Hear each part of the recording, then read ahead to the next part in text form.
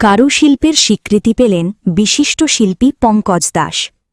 আকাশবাণী বেতার কেন্দ্রের সুপরিচিত আলোচক, বিশিষ্ট ছোট গল্পকার, গিটারবাদক এবং সৃজনশীল কারুশিল্পী পঙ্কজ দাস সম্প্রতি এক বিশেষ অনুষ্ঠানে সম্মানিত হলেন। এম্পাওয়ারমেন্ট ওয়ার্ল্ড ওয়াইড ফাউন্ডেশনের উদ্যোগে আয়োজিত ইন্ডিয়ান অ্যাওয়ার্ড সেরিমনিতে তাঁকে এই সম্মানে ভূষিত করা হয়। দীর্ঘদিন ধরে শিল্প ও সংস্কৃতির বিভিন্ন শাখায় নিরলস কাজ করে যাচ্ছেন পঙ্কজ দাস। এদিন অনুষ্ঠানে কারুশিল্পী হিসেবে তার অনন্য সৃষ্টি ও প্রতিভার স্বীকৃতিস্বরূপ তাকে এই সম্মাননা প্রদান করা হয়। অনুষ্ঠানের মঞ্চে তার তৈরি করা কিছু শিল্পকর্ম প্রদর্শিত হয়, যা উপস্থিত দর্শকদের নজর কাড়ে এবং ভূয়সী প্রশংসা অর্জন করে। অনুষ্ঠানে নিজের অনুভূতির কথা জানাতে গিয়ে পঙ্কজ দাস বলেন, শিল্পের নানা আঙ্গিকে কাজ করতে আমি সবসময়ই ভালোবাসি।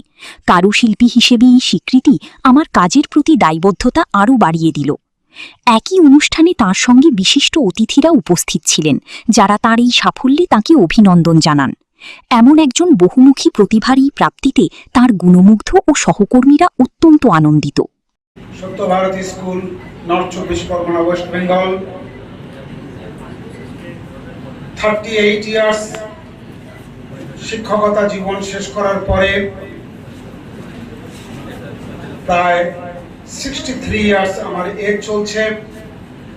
আমি লাস্ট 7 থেকে 8 ইয়ার্স আমি যে কাজের সঙ্গে যুক্ত ছিলাম, আগামী ভবিষ্যৎ, আগামী প্রজন্ম, যুব সমাজ যাতে উদ্বুদ্ধ হয়। আমাদের দেশ তথা পৃথিবীতে আজকে চাকরির আকাল, মানুষের কাজকর্মের খুবই অভাব সর্বক্ষেত্রে। তো আমার কনসেপ্টটা এরকমই ছিল, যুব সমাজকে উদ্বুদ্ধ করা।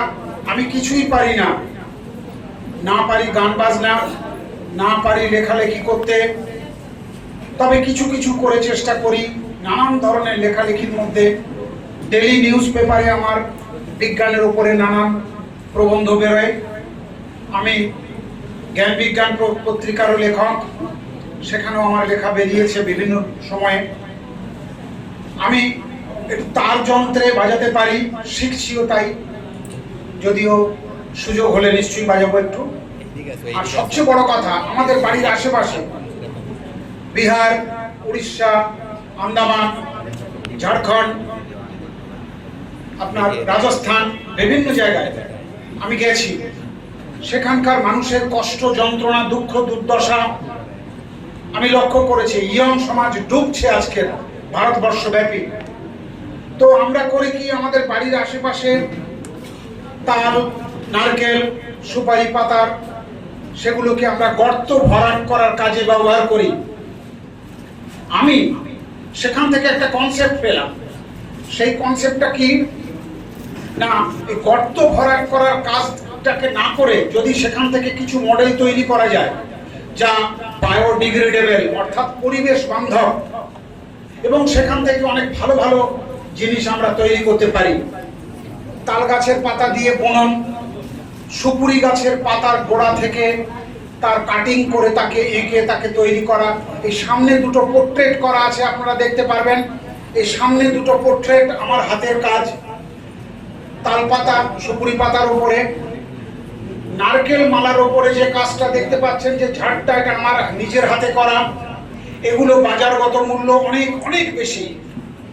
এগুলো কিন্তু জোগাড় করতে খুব বেশি পয়সা লাগে না, বাড়িতে সেগুলো কষ্ট করে করা যেতে পারে, জোগাড় করা যেতে পারে। গর্ত ভরাট করার কাজে না করে সে শিল্পে, সে মননে, সে শিক্ষা চেতনায় কিছু অর্থ তার বাড়িতে আসতে পারে। এই চেতনার বিকাশে যুব সমাজকে উদ্বুদ্ধ করার জন্য আমার এই প্রচেষ্টা, আমার এই দৌড়, এখানে আসা। এই পুরস্কারে মধুমিতা ম্যাডামের সঙ্গে যোগাযোগ হয়, উনি আমাকে এখানে আসতে বললেন। আজকের আমার এই শুভ দিনটি আমার মা, আমার বড়দি, যারা আমার জীবনের প্রেরণা, এবং প্রেরণার মধ্যে আমি খুঁজে পেয়েছি আমার রাজেন্দ্র নন্দিনীকে। আমি আজকে সত্যি উদ্বুদ্ধ, আমার পরিবার, আমার রাজেন্দ্র নন্দিনীর মধ্যে আমি সব খুঁজে পেয়েছি। আমি আজকে খুব খুশি। আমি এই সমস্ত হাতের কাজ, এই নিচের তাল পাতা সুপুরি পাতার হাতের কাজ করে আজকের আমার স্বীকৃতি। সবাইকে প্রণত শিরে আমি নমস্কার জানাই। নমস্কার।